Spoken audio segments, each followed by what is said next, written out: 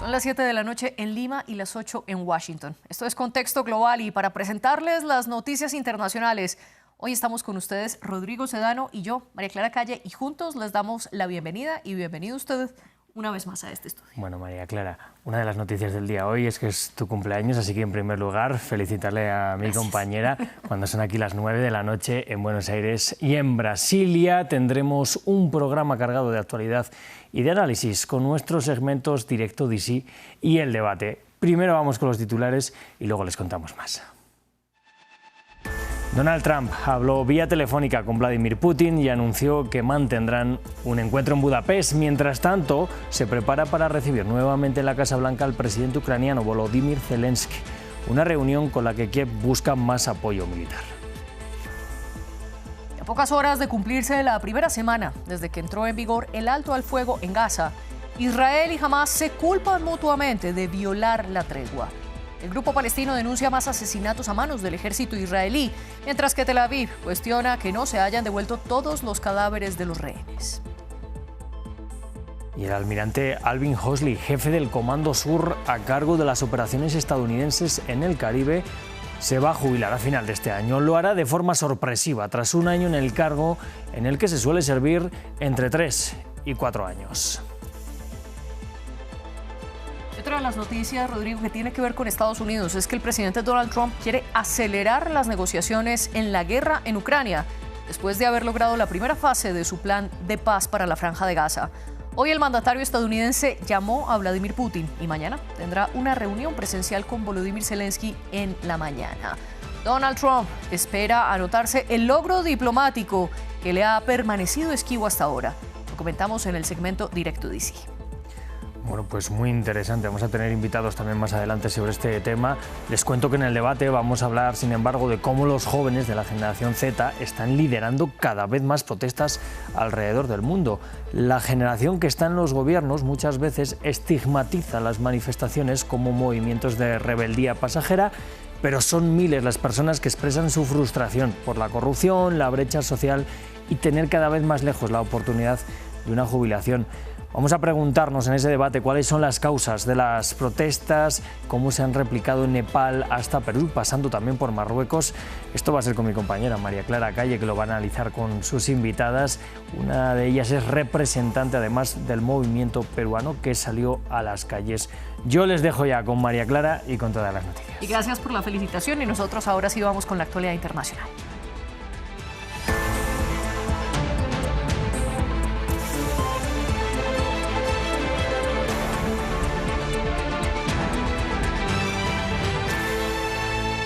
Iniciamos hablando de la guerra en Ucrania, porque mientras Volodymyr Zelensky estaba a punto de aterrizar en Washington para acudir a su cita de este viernes en la Casa Blanca, Donald Trump y Vladimir Putin conversaron 2 horas y media por teléfono.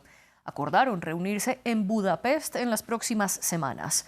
Según el Kremlin, durante la llamada, el presidente ruso advirtió que autorizar el envío de misiles Tomahawk a Ucrania pondría en peligro el proceso de paz. Mientras que la noticia de la llamada sorprendió a los ucranianos, como nos cuenta nuestra enviada especial Catalina Gómez Ángel desde Kharkiv. La noticia de la conversación telefónica entre el presidente Trump y el presidente Vladimir Putin tomó de sorpresa a los ucranianos cuando el presidente Volodymyr Zelensky ya se encontraba viajando hacia Washington. Salir de Ucrania no es fácil ni siquiera para el presidente, que tiene que tener largos trayectos en tren o en automóvil, generalmente en tren, para luego ya empezar ese recorrido en avión hacia Washington. Sin embargo, muchos ucranianos aseguran, especialmente en las redes sociales, que no se sorprenden con esta iniciativa del presidente Putin, que es una artimaña para lograr convencer al presidente Trump de que esa conversación que iba a tener mañana con Zelensky no tendría que dar resultados concretos. Recordemos que realmente los 2 puntos más importantes de esas conversaciones eran tanto reforzar la defensa antiaérea de Ucrania, especialmente con misiles Patriots y otros tipos de baterías antiaéreas que ayuden al país a defender especialmente estas grandes ciudades como Kharkiv, donde nos encontramos, que son atacadas constantemente, y especialmente la infraestructura eléctrica y de gas, que es el último gran objetivo de Rusia ahora de cara al invierno, y también la posibilidad de que Ucrania obtenga sus misiles Tomahawks de larga precisión, 2.500 kilómetros, hasta 2.500 kilómetros pueden alcanzar, y también muy precisos, que realmente cambiarían, si los dan en gran número, un poco el escenario de la guerra, y se nota que es el objetivo del presidente Putin, que advirtió que si esos misiles eran dados a Ucrania podrían dañar las relaciones entre Estados Unidos y Rusia, pero también podrían quitar cualquier posibilidad de un proceso de paz y con acabar con esta guerra. Así que a la espera de realmente cómo esta conversación entre Putin y Trump cambia el escenario de lo que pueda hacer esa reunión mañana con el presidente Zelensky en Washington. Hablemos ahora del alto al fuego en la Franja de Gaza. Las partes se acusan mutuamente de violar los acuerdos. Hamás denunció que el ejército israelí mató en la última jornada a 3 personas, para un total de 23 muertos desde que empezó este cese al fuego. E Israel insiste en que la demora en la entrega de todos los restos de los rehenes es una violación a lo pactado. Por su lado, los israelíes entregaron 30 cuerpos, llevando a 120 el número total de cuerpos restituidos esta semana. Pero no proporcionó la identidad de ellos, lo que complica su identificación. Se estima que muchos son palestinos que murieron en combates el 7 de octubre. También se denunciaron signos de tortura. Gabriel Colchen nos amplía. Mientras Israel presiona para que Hamás devuelva la totalidad de los cuerpos de los rehenes israelíes, los gazatíes también esperan con ansiedad el retorno de los cuerpos de sus seres queridos. Según el acuerdo de cese al fuego, Israel debe devolver 15 cuerpos palestinos por cada cadáver israelí entregado. Sin embargo, Israel no suele proporcionar los nombres de los que devuelve y restringe la entrada de pruebas de ADN al enclave, lo que complica la identificación de los cuerpos. Como no disponemos de medios de identificación fiables, hemos creado un sitio web a través del Ministerio de Sanidad. Se ha subido una selección de fotos de los cadáveres a este sitio web que respeta el carácter sagrado y la dignidad de las personas fallecidas sin comprometer su privacidad, con el fin de que sus familiares puedan identificarlos. Según los testimonios de los médicos, numerosos cuerpos de palestinos presentaban signos de tortura y ejecución sumaria. Muchos, por ejemplo, tenían los ojos vendados, estaban atados y tenían heridas de bala entre los ojos. He venido a identificar a mi hijo, al que perdí el 7 de octubre. He mirado la pantalla. Los rasgos faciales no están claros debido a la tortura, ya que se trata de un enemigo injusto. Hemos rezado para que sea martirizado por el amor de Dios, en lugar de ser detenido por ellos. Gracias a Dios ha sido bendecido con el martirio. Lo hemos identificado por el lunar de su nariz y los dientes de su mandíbula. Por su parte, Hamás dijo haber entregado a todos los cuerpos de los rehenes israelíes a los que tenía acceso, por lo que, según el grupo palestino, el regreso de los cadáveres restantes podría tomar más tiempo. Y en medio del despliegue de buques y soldados de Estados Unidos en el Caribe, se retira el almirante Alvin Hosley, jefe del Comando Sur a cargo de dichas operaciones. Se trata de una jubilación que será efectiva a finales de año, según informó el secretario de Guerra Pete Hegseth. Con esta acción, Hosley durará tan solo un año al frente de un puesto en el que se suele servir entre 3 y 4 años. Hegseth le agradeció por su servicio. Sin embargo, medios locales y agencias de noticias como Reuters indican que esta dimisión se da en medio de tensiones entre el militar y el secretario. Esto dijo Hegseth. Su mandato como subcomandante militar y actual comandante del Comando Sur de Estados Unidos refleja un legado de excelencia operativa y visión estratégica. El departamento agradece al almirante Hosley por sus décadas de servicio a nuestro país y le deseamos a él y a su familia éxito y satisfacción en los años venideros. Y esta noticia tiene otra arista, porque Venezuela le pidió al Consejo de Seguridad de la ONU que discuta los ataques de Estados Unidos contra las embarcaciones en el Caribe Sur. El representante venezolano ante Naciones Unidas, Samuel Moncada, sostiene que los 27 muertos que ha habido en 5 bombardeos son ejecuciones extrajudiciales que hacen parte del plan de Washington para imponer, según él, un golpe de Estado en Venezuela e instalar gobiernos serviles a los intereses estadounidenses. Esto fue lo que dijo. A la luz de todo lo anterior, ¿qué le solicitamos al Consejo de Seguridad? Primero, que investigue el conjunto de asesinatos que el gobierno de los Estados Unidos de América viene perpetrando en nuestra región y determinen su carácter ilegal. Segundo, confirmar la amenaza que representan estas acciones ilícitas para la preservación de la paz en la región de América Latina y el Caribe, entre ellas las ejecuciones extrajudiciales, la concentración de fuerzas militares, la retórica belicista contra Venezuela y las operaciones clandestinas de la CIA para cometer asesinatos políticos. Otra de las noticias es que en México, los damnificados por las lluvias que han ocurrido en el centro y oriente del país le piden al gobierno ayuda económica, asistencia médica y apoyo para buscar a sus familiares desaparecidos. Muchas de las víctimas de las inundaciones siguen durmiendo en las calles o en lo que queda de sus hogares que fueron arrastrados por el agua. El gobierno, por su parte, reportó que el número de muertos aumentó a 70 y otras 72 personas siguen desaparecidas. Son 70 personas que lamentablemente fallecieron, 30 en Veracruz, 21 en Hidalgo, 18 en Puebla y una persona en Querétaro. Y son 72 personas no localizadas. Es importante que sepan que se han localizado varias personas, pero al mismo tiempo también han reportado algunas otras personas que lamentablemente las familias no los encuentran.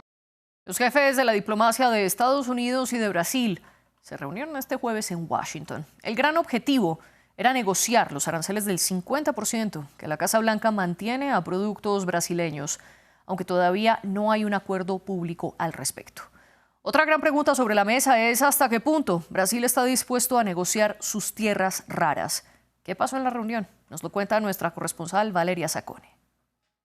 El ministro de Exteriores de Brasil, Mauro Vieira, y Marco Rubio han estado juntos en total 1 hora, 15 minutos a solas y otros 45 con sus respectivos asesores. Itamaraty, la sede del Ministerio de Exteriores, ha dicho que ha sido un encuentro excelente, ha hablado de un comienzo prometedor y ha dicho que hay mucha voluntad de trabajar juntos. Esto quiere decir que finalmente el diálogo entre Brasil y Estados Unidos ha sido abierto y ahora la gran pregunta es cuándo se va a producir el esperado encuentro personal entre el presidente Lula y el presidente Donald Trump.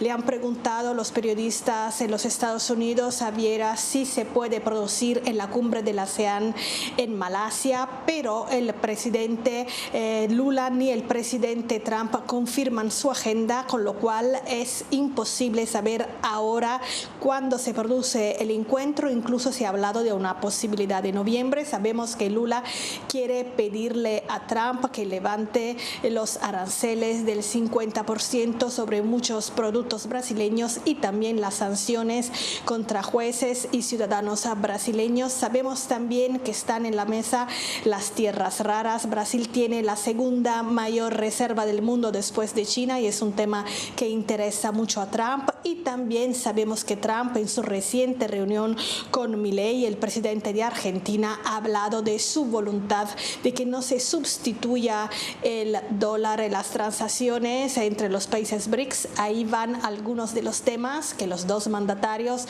van a poder hablar. No tenemos fecha, pero sí sabemos que el diálogo ha empezado. En la marcha nacional que hubo ayer en Perú, mataron a Eduardo Mauricio Ruiz, de 32 años. Y ahora la policía confirmó que quien lo mató fue un uniformado. El comandante de la institución reveló que quien disparó el arma contra el manifestante fue el suboficial Luis Magallanes y agregó que él ya fue notificado de la orden de detención, pero todavía no lo han capturado porque está hospitalizado por golpes que recibió. Las protestas en Perú llevan semanas y han sido protagonizadas por jóvenes de la generación Z. Las de ayer fueron contra el presidente José Gerí y el Congreso. Además de la muerte del rapero, se registraron 15 heridos. El mandatario interino condenó la violencia. Mis primeras líneas son para lamentar el fallecimiento el día de ayer de Eduardo, un joven de 32 años. Nos solidarizamos con su familia en este momento.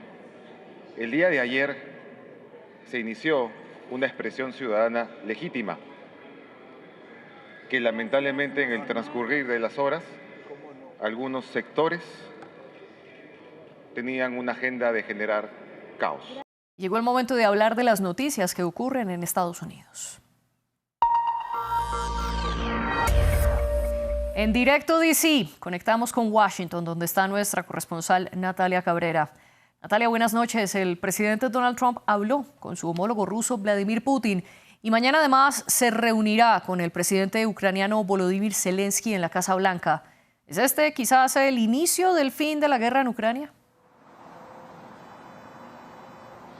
Hola María Clara, buenas noches y feliz cumpleaños. Y pues para responder esa pregunta, obviamente tendríamos que tener una bola de cristal para poder saber, pero pues todo apunta a que el presidente Donald Trump quiere terminar esta semana con otro logro diplomático, y esto en medio de esta narrativa en la que se presenta como el gran pacificador mundial.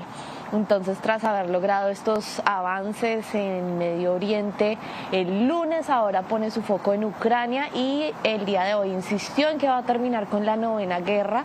Esto en esta lista de conflictos que él dice haber terminado, a pesar de que, de hecho, la agencia de noticias AP hizo una verificación de esta afirmación y determinó que no es del todo cierta.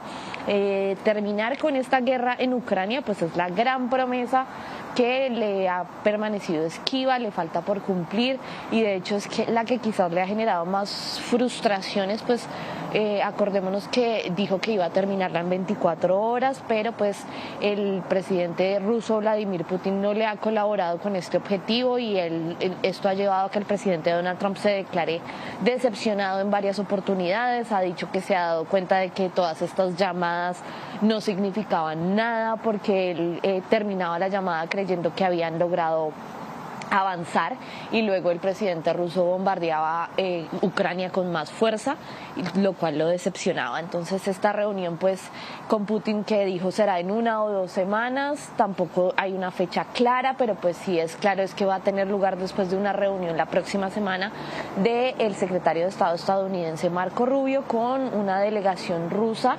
Y pues hay que tener en cuenta que Trump también estaba muy optimista tras su reunión en persona con Putin en Alaska, y también tuvo una reunión paralela en ese momento con Zelensky, sin que pues esto haya tenido resultados, como sabemos. Pero para presionar, pues Trump dijo que le había dicho a Putin que podría darle al ejército de Ucrania estos misiles Tomahawk. Y también hay que recordar que la llegada de Trump a la Casa Blanca pues lo que hizo fue marcar un punto de inflexión también en la forma en la que Estados Unidos estaba tratando de solucionar o tratando el conflicto en Ucrania en general, porque la administración del expresidente Joe Biden lo que había hecho era no dialogar con Putin, lo acusaba justamente de aprovechar todos estos espacios diplomáticos para comprar tiempo para seguir avanzando en el terreno. Así que también hay que decir que el enviado especial de Trump, Richard Grenell, lo que dijo era que Trump prefería un estilo más confrontativo que pudiera dar resultados y no uno evasivo, así calificó al de Joe Biden. Así que esta confrontación lo que lo lleva, pues de hecho, fue a atacar en primer lugar al presidente ucraniano Volodymyr Zelensky. Recordamos esta reunión de inicios de año en la que Trump y el vicepresidente J.D. Vance lo regañaron por no haber agradecido lo suficiente la ayuda de Estados Unidos, pero ahora pues lo que estamos viendo en este mismo nivel no es esa confrontación con el presidente ruso, así que por ahora su imagen de solucionador de conflictos pues sigue bajo esta prueba, que quizás es la mayor de su administración hasta el momento. Bueno, y un paréntesis, gracias por su felicitación, Natalia, pero le propongo que hablemos mejor de John Bolton, y antes un contexto. Él fue asesor de seguridad nacional del primer mandato de Trump y luego se convirtió en uno de sus más duros críticos. Ahora lo imputaron por supuestamente compartir documentos clasificados. ¿Es válido el caso o se trata quizás de una posible persecución a los enemigos de Trump? Pues bueno, las opiniones están divididas. Según esta acusación en contra de Bolton, lo que había hecho era que había utilizado su correo personal para enviar información clasificada también, y esto había llevado a que fuera compartida alguna información sensible con personas que no estaban autorizadas, y lo que sucedió según el Departamento de Justicia es que el correo personal de él fue hackeado por funcionarios iraníes, por aliados iraníes, lo que dejó pues expuesto todos estos programas de seguridad del gobierno estadounidense. Luego pues recordemos también que en agosto le allanaron su casa y su oficina, incautaron computadores, varios documentos que también tenían estas marcas de clasificado. Bolton pues niega por supuesto que haya cometido ningún delito, dice que se trata efectivamente de una venganza política, que todos estos documentos eran personales y que ya habían sido revisadas por las agencias de seguridad. Y él dice que todo esto es un castigo por haber publicado un libro de memorias justamente después de que terminó de colaborar con Donald Trump en su primer mandato. Y en este libro él lo que decía era que Trump había hecho concesiones justamente a Rusia, a China y a Corea del Norte. Recordemos que se reunió con Kim Jong-un en su primer mandato y que todo esto lo hacía por intereses personales.